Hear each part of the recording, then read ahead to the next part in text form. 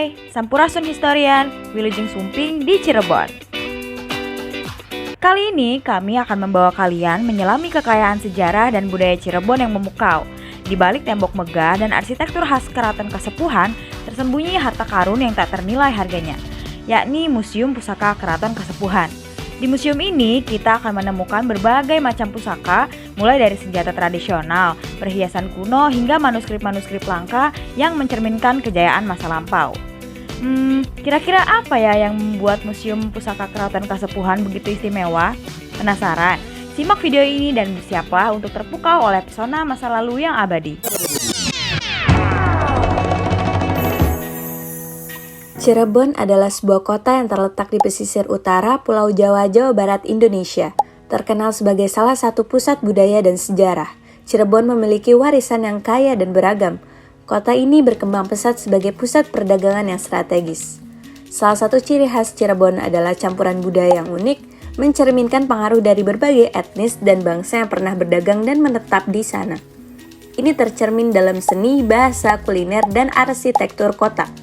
Cirebon juga dikenal dengan keratonnya yang megah. Selain itu, Cirebon terkenal dengan batik khasnya yang memiliki motif dan teknik yang unik. Cirebon terus berkembang sebagai kota yang memadukan kekayaan budaya masa lalu dengan dinamika modern, menjadikannya tujuan menarik bagi wisatawan yang ingin mengeksplorasi sejarah, budaya, dan keindahan pesisir Jawa Barat.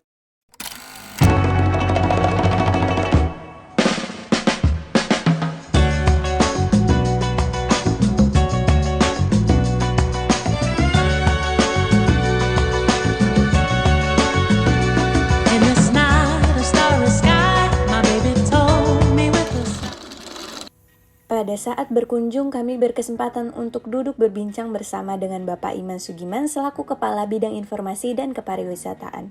Pak Iman membantu memberi penjelasan kepada kami terkait sejarah dari Keraton Kasepuhan Cirebon dan beberapa cerita lainnya yang berkaitan dengan keraton ini.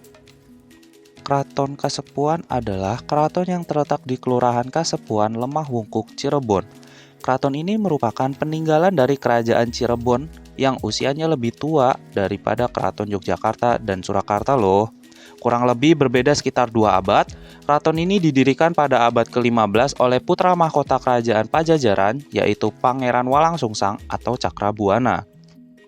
Bagian dalam keraton ini terdiri dari bangunan utama yang berwarna putih.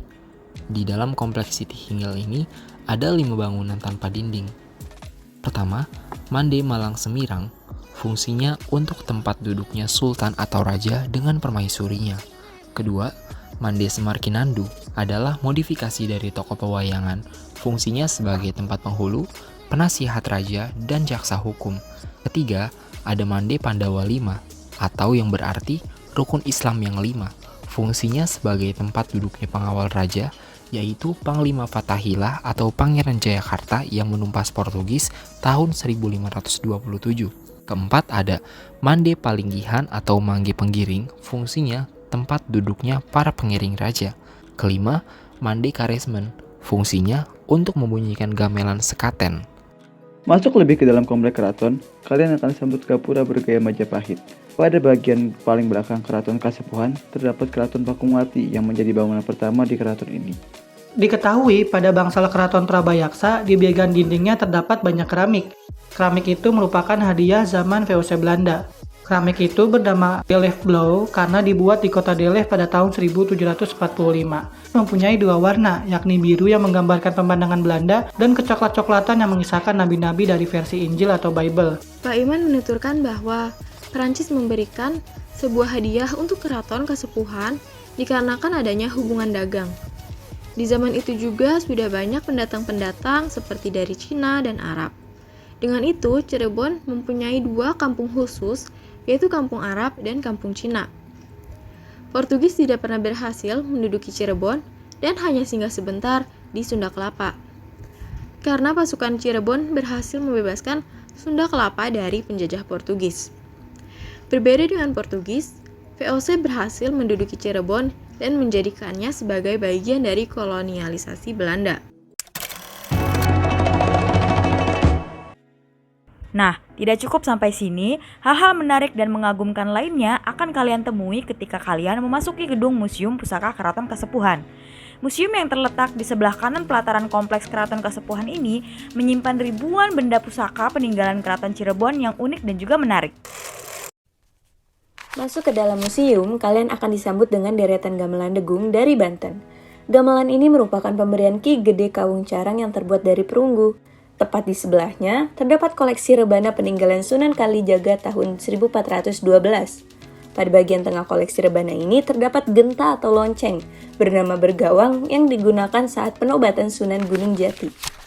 Tidak hanya peninggalan para sunan, koleksi benda kuno Keraton Kasepuhan juga menjadi bagian dari koleksi museum. Koleksi senjata serta baju jira Portugis yang beratnya mencapai 4 kilo. Lucunya, terdapat gamelan yang bernama gamelan kodok ngorek. Gamelan ini dibunyikan apabila Cirebon sedang kemarau panjang guna minta hujan. Lalu ada gong sekati atau gamelan sekaten yang dibunyikan setahun 2 kali, yakni setiap Idul Fitri dan Idul Adha. Uniknya, pada zaman wali, untuk menonton gamelan itu bayarannya dengan 2 kalimat syahadat, bukan dengan uang. Terdapat kumpulan meriam tua yang menjadi saksi kedekatan hubungan antara Cirebon dengan Cina, serta pembebasan Jayakarta dari tangan Portugis. Benda bersejarah itu tersimpan di ruang tengah Museum Pusaka Keraton Kasepuhan Cirebon, tepatnya di belakang kereta Singabarong. Meriam-meriam ini kemudian terbagi menjadi 3 jenis, yakni meriam Mongolia, meriam India, dan meriam Portugis. Kereta Kerajaan. Kereta dibuat pada tahun 1549, yaitu produk Cirebon asli oleh arsiteknya yang bernama Panembahan Losari. Ia membuat kereta ini kemudian dihadiahkan untuk Raja Gunung Jati dengan mengambil motif perpaduan dari 3 unsur budaya, yakni paksi, naga, dan liman.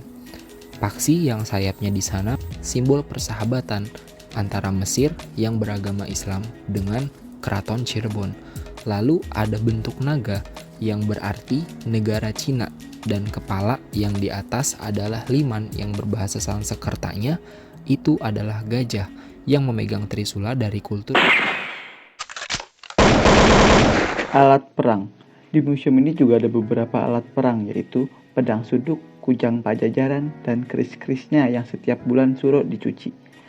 Ada alat perang mirip dengan wayang yang namanya kujang wayang. Diketahui bahwa semua barang yang ada di museum ini umurnya sudah di atas 200 tahun. Peninggalan alat perang lainnya yang terdapat di museum ini yaitu seperti jenis-jenis pakaian anti peluru dan tusukan benda tajam, yang mana benda ini didapatkan melalui hasil rampasan. Nah, ada juga peninggalan Eropa lainnya seperti meja dan kursi bermodel Eropa, tetapi uniknya meja dan kursi ini buatan hasil Cirebon. Terdapat lampu kristal dan gelas-gelas dari VOC. Kemudian, batok kelapa jangki berasal dari Madagaskar, Afrika Selatan, yang mana bentuknya agak lonjong seperti paru-paru. Berbeda dari yang ada di Indonesia, yang mana bentuknya bulat.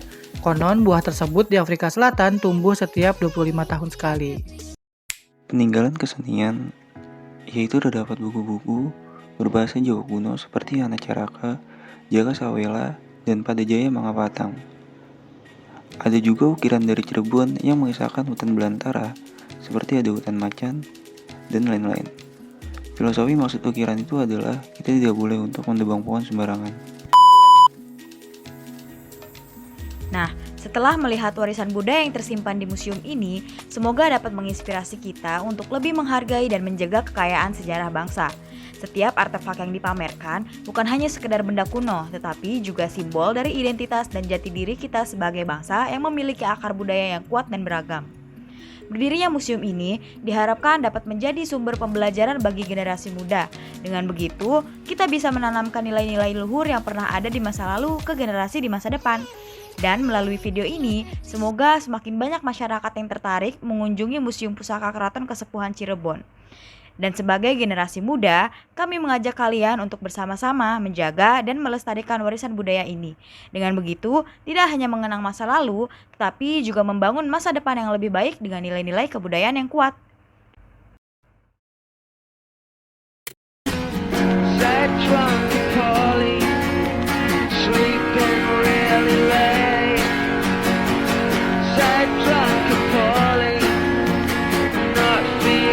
sebuah